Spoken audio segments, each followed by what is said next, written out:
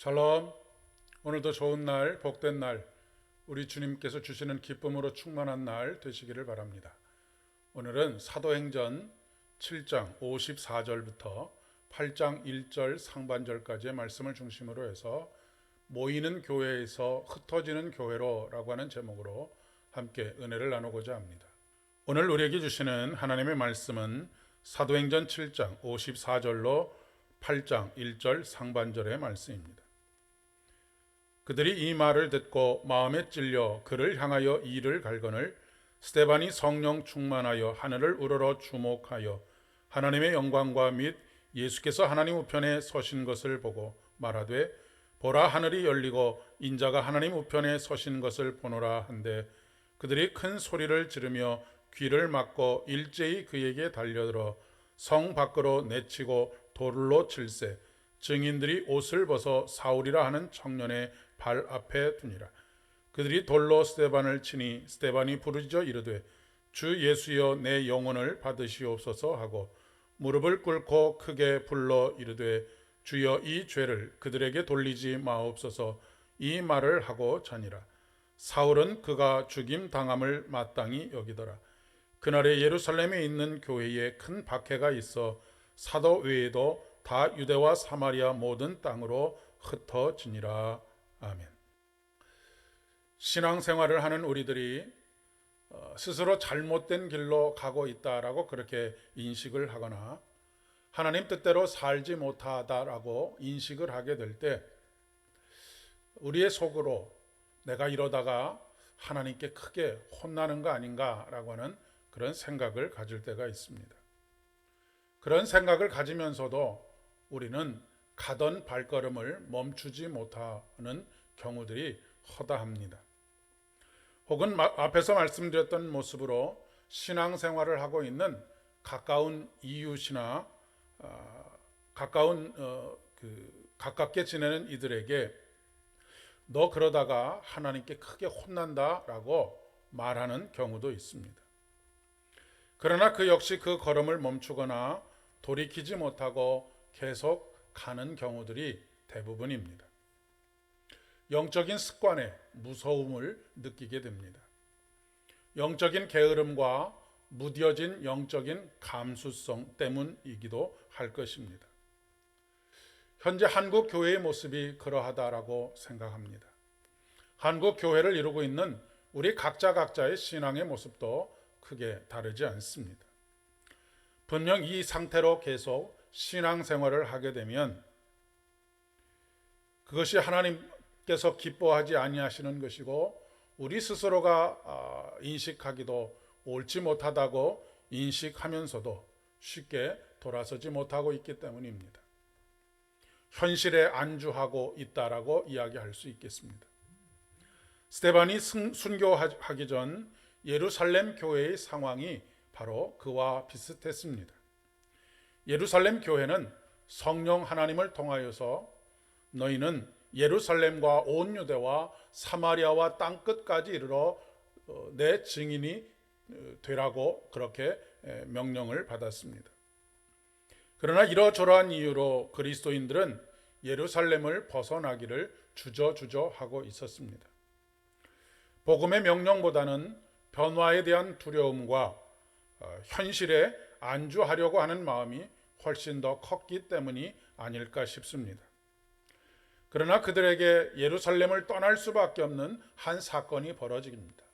그것이 오늘 본문의 사건인 스데반 집사님의 죽음입니다. 스데반의 순교 직후에 예루살렘 교회는 본격적인 박해를 직면하게 됩니다. 그들은 등이 떠밀리듯이 예루살렘 교회를 그리고 예루살렘을 떠나지 않으면 안 되는 상황을 살게 되었습니다.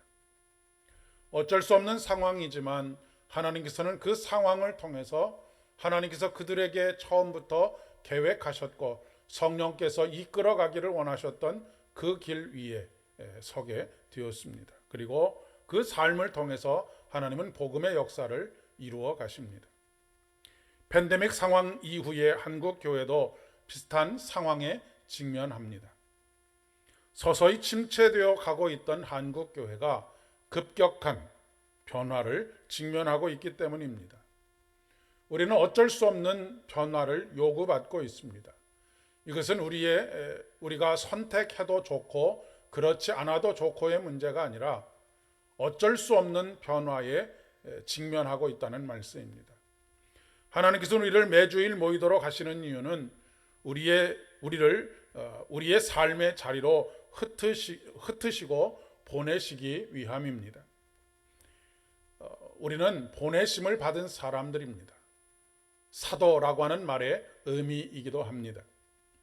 가정으로, 일터로, 학교로, 직장으로, 그리고 사람들과의 관계 사이로 보내심을 받았습니다.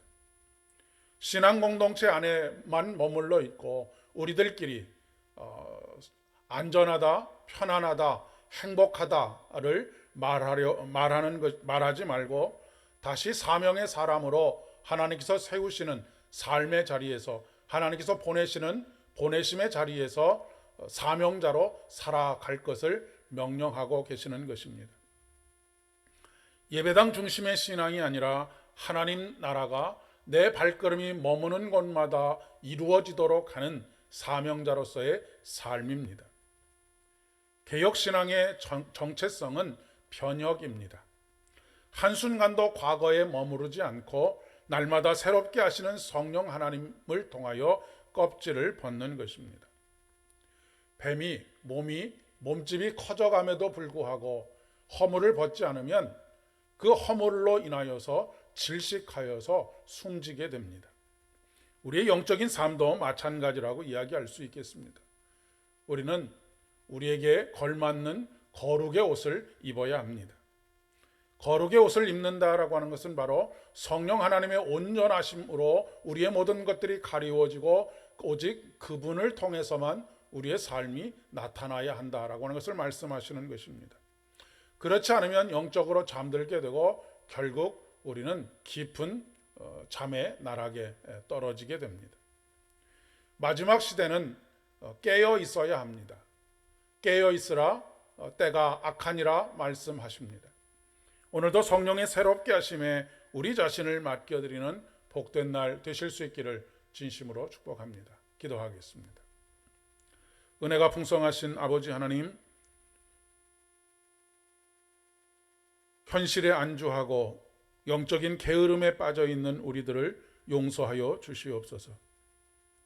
우리들은 변화를 어쩔 수 없이 수용해야 하는 상황이 되기까지는 잘 변화하려 하지 않는 본성을 가지고 있습니다. 팬데믹의 상황을 통하여서 교회가 그리고 우리 자신이 변화된 신앙을 요구받고 있습니다. 더 이상 잠들어 있지 않게 하시고 더 이상 우리 껍질에 갇혀 있지 않게 하시고 오늘도 변혁을 꿈꾸시고 그 변혁을 이루어 가시는 하나님의 성령의 역사에 오늘도 적극적으로 믿음으로 반응할 수 있도록 도와주시옵소서. 예수님의 이름으로 기도드립니다. 아멘. 오늘도 새롭게 하시는 성령 하나님의 놀라우신 은혜가 저와 여러분에게 함께 있기를 축복합니다.